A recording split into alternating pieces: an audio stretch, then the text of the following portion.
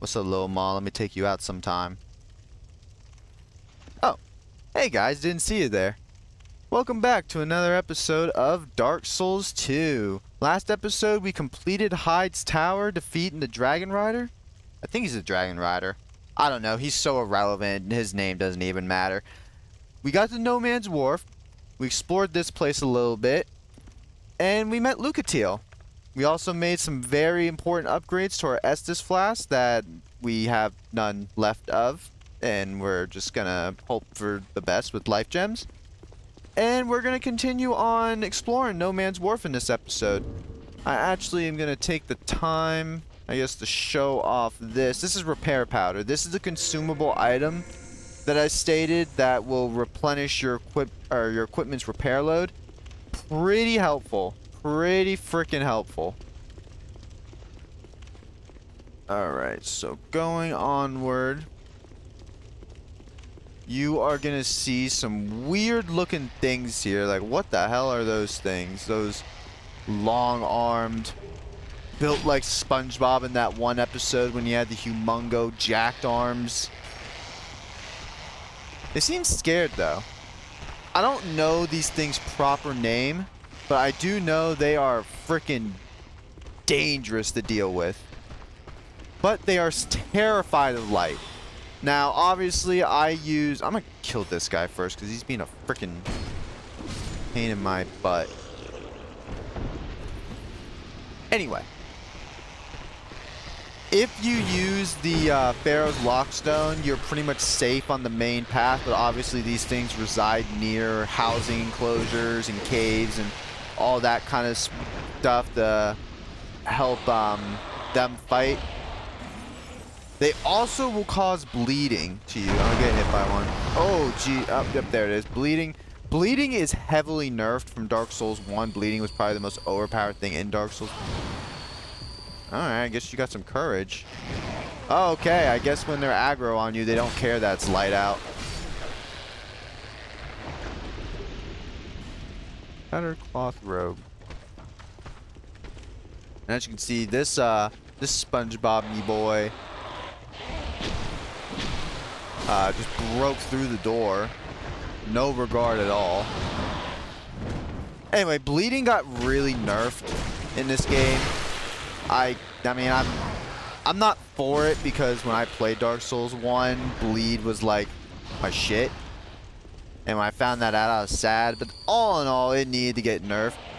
I guess this is a pretty good time to talk about one of the big pluses in Dark Souls 2, now that we're talking about things getting buffed and nerfed and all that good stuff, is that this game is, honestly, it's one of the most balanced games I have ever played in my life. You can theoretically take any single weapon, any single idea, any single build that you want. Terrified right now. I don't think one of the... Yeah, one's not there. You can take pretty much any single one of those ideas you want and make a build out of it, and you will be able to make it viable. Dark Souls 2 does a fantastic job with the extreme, like, sheer amount of weapons that you have access to, and making them all pretty useful. That's a poison trap box. As you can see, it got us with one thing of poison, but didn't fully poison us. If you are poisoned, be careful. I am never going to use this weapon, but I want to show it off. This is the Great Sword. It's... Ooh, excuse me. It is massive. Alright, enough of that. Back to our Fire Longsword. The other item we got is Silver Talismans. They will they will teleport you. No, they will transform you into an object that is like native to the land, and you can hide. So they're really good for PvP. Someone invades you, you can turn into like a barrel or something and just chill. We get up here, we go up here, and here we are at the bell. Actually, I'm gonna do this fancy. So instead, can I not use the... You know, I think I'd still use the bow. I think it's fine. So like I said last episode, you can ring this bell with an arrow. In doing so, We'll light the ship's flame.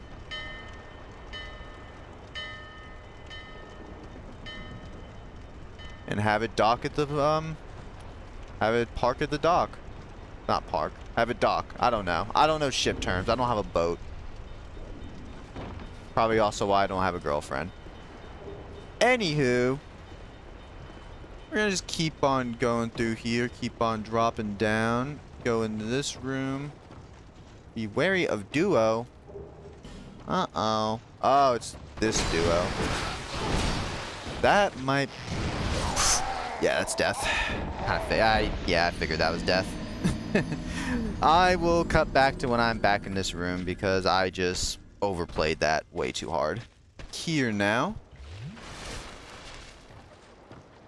Back in the room of death. Let us be smart this time, and we are gonna just cast some sorceries at these fine... Oh, and we are bleeding now. Okay, Ricky, don't be stupid. At least try not to. I know it's very hard. It's in your DNA to be very stupid and aggressive. Alright, let's get our souls back. Okay.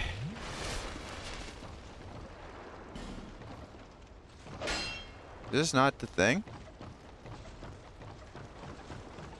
Guess it's not the thing. Oh, hello there, mister.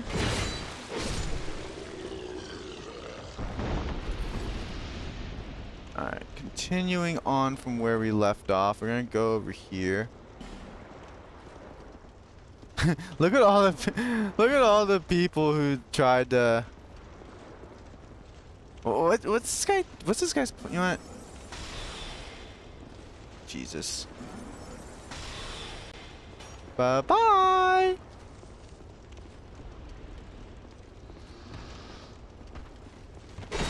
Ooh. Can we get lucky with this guy? This guy's a shadow rogue, shadow thief, I don't know, shadow something. He lives in the shadows. Has the opportunity to drop some really cool armor and weapons. Such as a shadow dagger. There it is. That's what I was looking for. The shadow dagger used to be the most overpowered weapon in this game, but then it got a very heavy nerf. It was a strength-based dagger with an insane amount of critical damage, so if you parried someone or backstabbed someone with it, they were as good as dead. It's also a really good counterpart to a lot of strength builds, because a lot of strength builds would use heavier, bigger weapons, and then you can pull out like a really strong dagger to go along with it. Up here is Gavlan. Who are you? I, Gavlan. Gavlan will, Gavlan deal. Gavlan wants soul. Many, many soul. What you want? With Gavlan, you will, you deal. Yes, gahaha. So you can actually sell items to Gavlan. I don't recommend it because he usually rips you the hell off. But it's an option. Buying stuff from Gavlan, you can buy the Ring of Giants, which will increase your poise. Pretty helpful. We're not going to get that. You can get some poison arrows. We are going to pick some of those up because they are very good.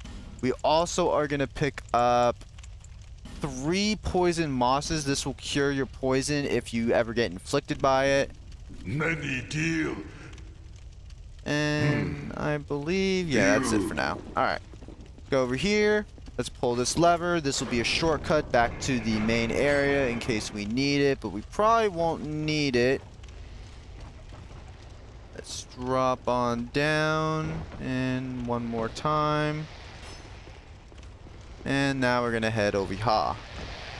And as you can see, we have more of these things. These things would be a pain if we didn't light up the area, but lighting up the area makes this place a little easier. I have no shame, I'm going to be honest with y'all. I think there's one more in here. Is there not one more in here? I thought there was 2 in here.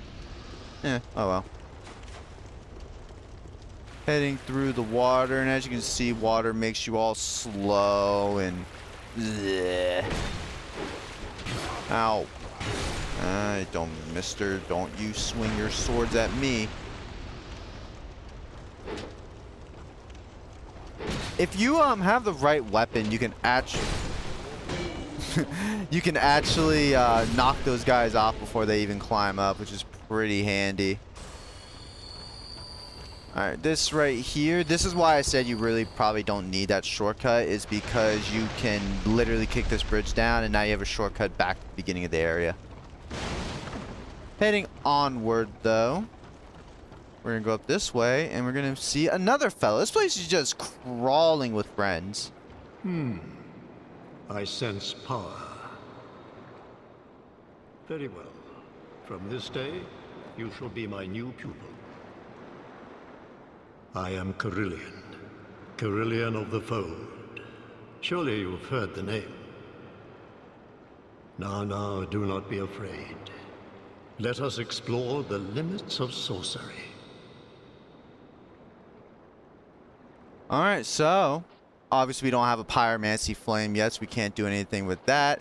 But this is your sorcery merchant. This is an extremely good ring for sorcerers. Shortened spell casting time. We're going to pick that up. We're not going to pick up the spell quartz ring. Just some simple spell restoration items and an item that will become more useful later.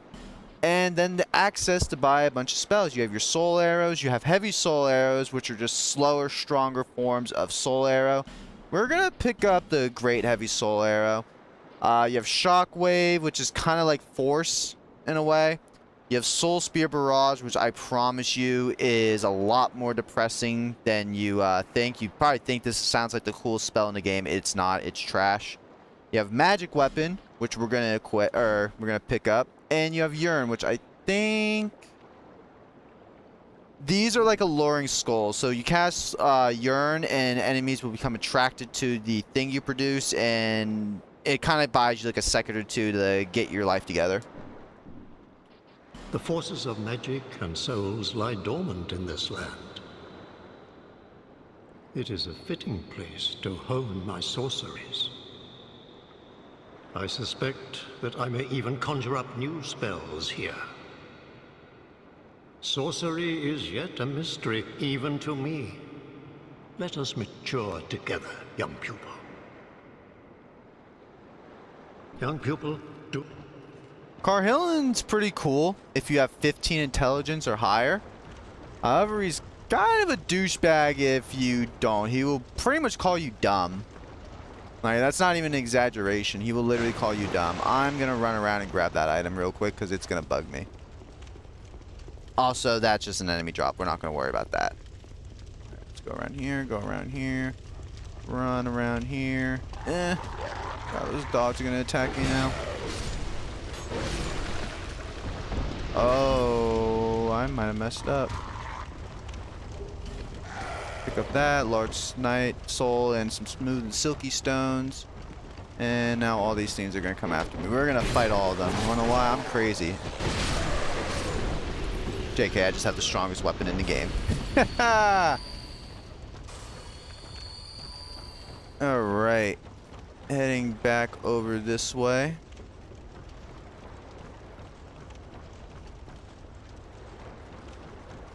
As you can see, there's another one of these guys here. Just kind of keep your eyes peeled because they are meant to ambush you.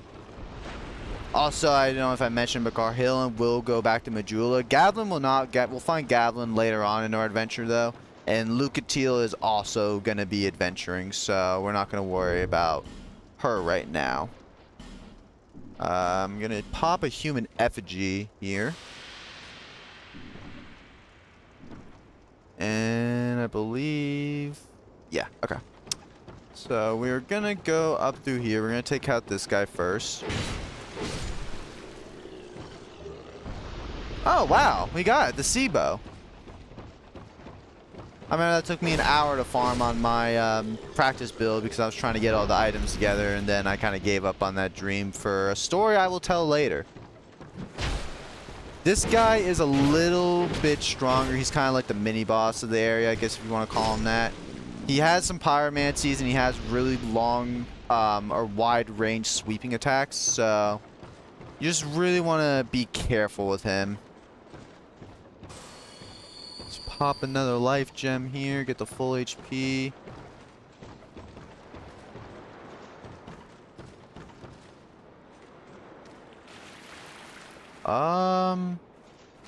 Hold on, I'm missing something. Ah. Right here, you can summon Lucatiel. Now, you are going to want to summon Lucatiel in all of her instances to complete her quest line. Also, you are going to want to keep Lucatiel alive in all of these instances.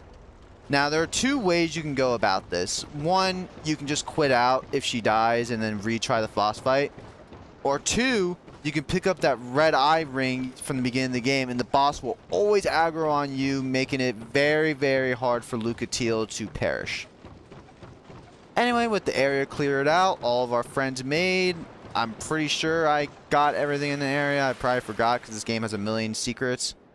We are ready to fight the boss. Let us enter and fight the Flexile Sentry. This is a two-faced boss, or two-bodied boss. I don't know. You have one side that has these swords, and then you have another side that has two clubs. One side will attack you, while the other side is defending. So even if you are 2v1ing it, be careful. If you notice too, with the water here, if you wait long enough, the water will actually get higher and higher and higher, and even get to a point where you won't be able to roll anymore. At that point, if you're still fighting Flexile Sentry, well, you're probably using like a broken straight sword or something, level 1 build, to be completely fair with you. But it gets very dangerous fighting this guy when you can't roll. He's very fast for his size and has some pretty devastating sweeping attacks that will catch you if you're not careful. As you can see, though, our Fire Longsword is just decimating now. And I'm gonna not risk breaking it, and... oh, he's already dead. Cool. And with that, we have defeated Flexile Sentry. And I guess now's a good time to talk about something you guys may have noticed by now. A lot of the bosses in this game are ridiculously easy. Not all of them, don't get me wrong. There are some bosses that are quite a challenge. There are, however, a lot of bosses that are very easy. Right there you get the Pyromancy Flame and Fireball, which is pretty cool. And here you will start a cutscene that will ship you off to the next area. Anyway, back to bosses. The bosses in this game, there's a lot of them are really easy. When I said at the beginning of the series Dark Souls 2 is an experimental game, I truly think that FromSoft was trying their absolute best to appease everything they've heard about Dark Souls 1. And I know one of the complaints at the time of this game coming out is Dark Souls 1 didn't have enough bosses. So they stacked this game with bosses. And I will say this is probably one of the most glaring L's this game takes, because a lot of the bosses just are not, they're just not hard. They're really not that hard at all. Flexile Sentry is pretty easy. Last Giant's not that bad, but that's the first boss, so I'm not really considering that. The old Dragon Rider guy, he's really easy. Dragon Slayer, Ornstein. Ornstein's pretty cool. I'm not mad about Ornstein. Let's get rid of these guys real quick. But as you can see, we fought 5 bosses now, and 2 of them have been dog shit easy. Again, beginning of the game, but there are bosses that are very, very, very easy. So you're just gonna have to, kind of put up with that. I do believe a lot of the challenge in this game is more in the areas than the bosses. However, there are some bosses that are absolutely epic. Alright, so what we want to do here is we want to roll out quick. Let the elevator go down. And then hop on top.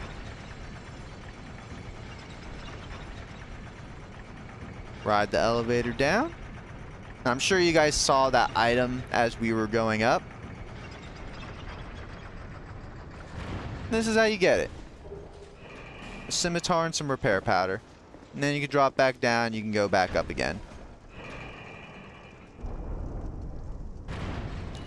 However though, as this elevator is going up, and shortly after, I am going to be calling it an episode here. We finished No Man's Wharf. And we've gotten to a new area. I believe they call this place the Lost Bastille. It's a prison of sorts. Ah, there it is, the Lost Bastille. I guess I jumped the gun a little bit. Go me. Get this item right here. But we did a lot this episode. We met with Gavlin. We met Carhillion. We increased our sorcerer prowess. And obtained the pyromancy flame. So now we can start doing pyromancies too. However, I am going to equip magic weapon. And we're going to go great. Actually, no. We're going to stick with the great soul arrow. I think that's still going to be better. We're going to stick with the setup that we have right now. I like this setup a lot. Anyway, guys, next episode, we are going to be exploring the Lost Bastille. Hope you guys enjoyed, and I'll see y'all next time for more Dark Souls.